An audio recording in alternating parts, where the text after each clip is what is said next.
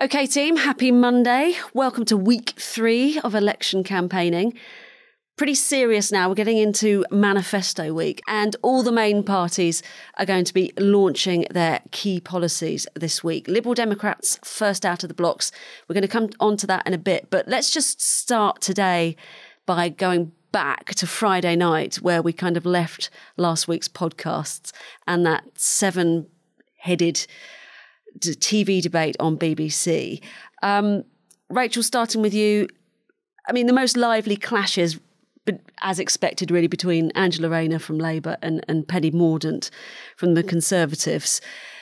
How do you think they both did? Well, I thought everyone's performance was significantly livelier than the Sunak-Starmer head-to-head. But there is a limit, I think, to how much you really get, especially when it comes to sort of in-depth policy from these big 7-way debates. I remember the one in 2015. They can be quite entertaining, but I don't think you can really drill down because there's just too many people on stage. I thought having Angela Rayner and Penny Mordaunt next to each other, which I think was a coincidence, they'd driven by a lot, but that sort of worked because they had a quite dynamic duo going on in the corner. And I think some of the others, particularly Carla Denyer, the Green Party leader, struggled to cut in.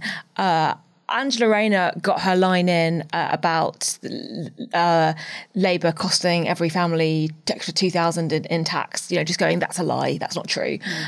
Much stronger than Starmer managed when it was his turn against Sunak. But in general, there was a lot of sound bites. There was a lot of trying to make a good clip that I think you could clip up and look good. But I'm not sure we actually learned a huge amount, except that Penny Mordaunt and Angela Rayner are more vibrant speakers than their party leaders. Is that fair?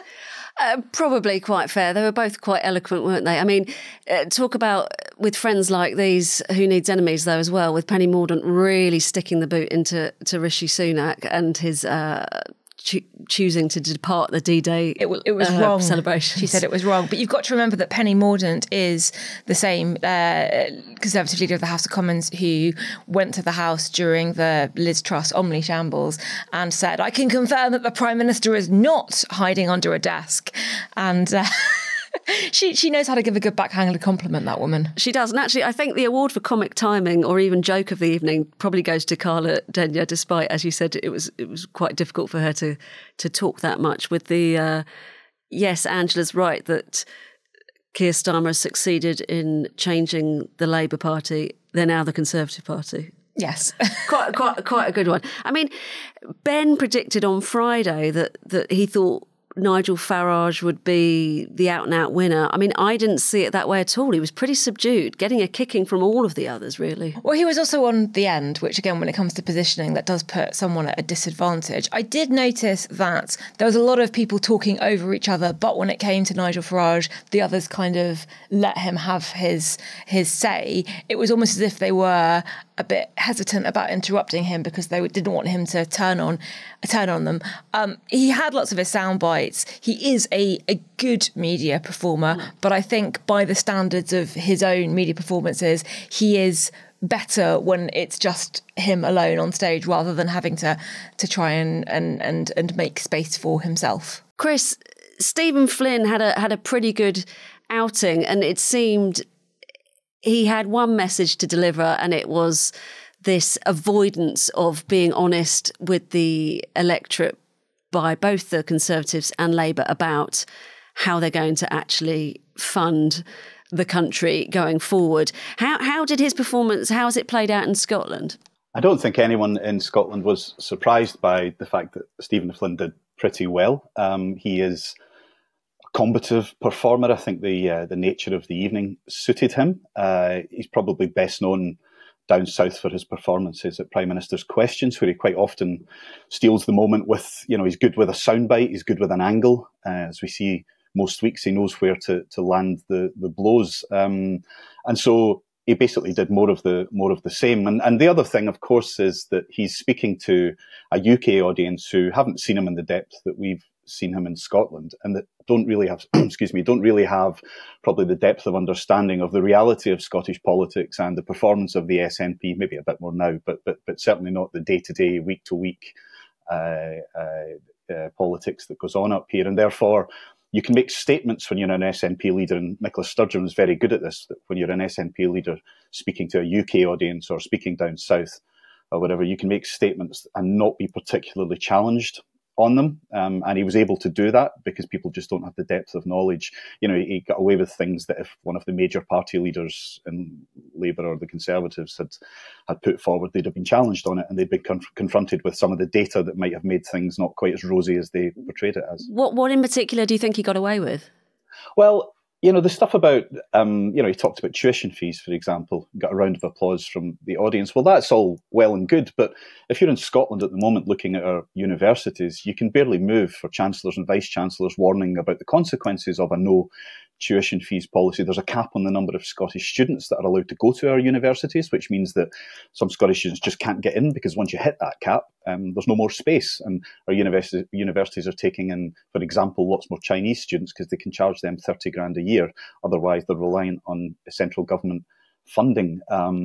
So, you know, there are other things. You know, I think in the most recent university rankings, our Scottish universities had dropped quite considerably in those because they just don't have the money to do what they want to do. So there's an ideological position the SNP have taken on tuition fees, which also has its consequences as much as charging tuition fees does. But of course, he wasn't particularly challenged on that. You know, he talked about the performance of the Scottish education system. He talked about pupil attainment in terms of positive destinations, but that's one very, very broad metric. And, you know, people would throw 100 metrics back at him up here that would show that Scottish schools are not performing particularly well. The PISA rankings that came out at the turn of the year showed Scottish students behind English kids when it comes to reading and writing and science and dropping. So, you know, there is that ability to make quite bold statements when you're in front of an audience that is largely English and not be held to account properly. What about, he said it a couple of times when the discussion turned to energy. He said it's not the UK's energy, it's Scotland's energy. And without wanting to risk the wrath of our Scottish listeners, I thought that was quite interesting because, I mean, we don't tend to view the economy that way. We don't say, oh, the City of London, that's not the UK's wealth, that's London's wealth, and therefore it all stays here. I don't know. I mean, what did you make of that? And that's a good point. And it really harked back to the 1970s SNP phrase, it's Scotland's oil. Now, they don't say that these days, do they? Because, its oil is not quite the golden egg that it was once regarded as, a very controversial thing now, of course. So I bristled a bit at it. I think it might depend on your politics, whether you're in favour of independence or not, as to how you took that. But it was quite aggressive. And I do think that speaks to the way Stephen Flynn conducts himself a bit. I often think of him, he's like a sort of half-shut knife. He's the kind of Scotsman who calls you pal and you don't know if he's going to shake your hand and tell you a joke or stick the nut into you. He's got that slightly threatening air that things could turn if you take him the wrong way. And I think, you know, there's talk up here about whether he could be the next SNP leader. I don't think anyone doubts his ambition to be the SNP leader, the First Minister, whatever, in Scotland. And, you know, he's doing well in Westminster in that sort of oppositional way. But that's quite a different thing from leading a party and certainly leading a government where, you know, you have to be constructive rather than destructive. And I think probably over the next few years from Stephen Flynn, what we need to see is whether there's more to him than a very capable attack dog opposition politician. He'll probably be up against someone like Kate Forbes, who is proving herself good at government, maybe lacks the soundbite ability of Stephen Flynn. But so depending on horses for courses, are the SNP in opposition after the next Holyrood election, or are they in government still? And so that he's got to kind of prove himself. I think that there's more to him than simply this guy who's very good at the drive-by swiping. I mean, Freddie's interviewed him for this week's magazine, and talks about him as one of the most articulate and fluent speakers in Parliament, as you've suggested. But I think he also puts to him that some of the rhetoric might be divisive and seen as anti-English. And actually he comes back on that and he says, I love England. It's a vibrant country full of lovely people and you should govern yourselves and Scotland should govern ourselves. So, I mean, yeah, it will be he's clearly a very talented politician. Other big story from Scotland today, Chris, is the decision or the announcement from Douglas Ross, the current leader of the Scottish Conservatives, to resign as an MSP going forward. But this all looks a bit murky. What's going on? Talk us through it. Yeah, so Douglas Ross has announced that he will resign as an MSP and as leader of the Scottish Conservatives in the Scottish Parliament, which he has been for a few years now. And this follows his decision to stand for Westminster, which he had said he wouldn't do in the Aberdeenshire North and Moray East constituency. And there's been a bit of a row about that because there's a popular sitting MP, although the boundaries have changed slightly, called David Duguid, who's been ill with a spinal injury and wanted to stand, although he wouldn't be able to campaign in the usual way because he's not particularly mobile at the moment. And the party machine in Scotland decided that they didn't think that he would be able to campaign effectively enough and effectively blocked him. And Douglas Ross then announced he was going to stand, so did a U-turn on that. I think at that point there was a general acceptance that he would probably stand down as an MSP and as leader at Holyrood, but after July the 4th, once the campaign had been run. And there are a few reasons that this is a problem for the Tories that he's made the announcement he has today. So, one is that actually, despite the unpopularity of the Conservatives across Britain, they stood a reasonably good chance of keeping all 6 of the seats they currently hold in Scotland, because those seats are Conservative SNP marginals, and they could probably rely on a tactical unionist vote to keep them in place. The problem now, of course, is that the party's leader in Scotland has suddenly pulled the rug out from under everything. He's created this uncertainty. People are wondering exactly why he has resigned at this point. So there is the David Duguid issue, as I mentioned. The other issue is that there's been a story around about allegations that Douglas Ross used his Westminster expenses to cover travel costs for his other job, famously as an assistant football referee. Yeah. He was right at the centre of unseating Humza Yousaf as First Minister. He was right at the centre of the charges against Michael Matheson, who was the Scottish Health Secretary, who had to stand down after he charged the taxpayer £11,000 for using his iPad while he was on holiday so his family could watch a Celtic versus Rangers match. And Douglas Ross, there was no mercy in his approach to either of those people. And so the fact that there are these allegations being made against him now gives the SNP a very good stick with which to beat him, whether there's anything in them or not. They're probably not going to resolve themselves. Do you think has the potential to impact on the Tories' electoral prospects in Scotland?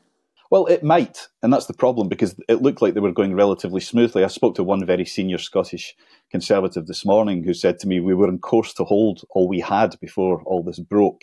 He should have kept going until the election. Douglas was warned against it, but wouldn't listen. Poor, really poor. So, there's a degree of unhappiness that he's kind of thrown this little grenade into the middle of a campaign that in Scottish terms, at least, was running along quite smoothly.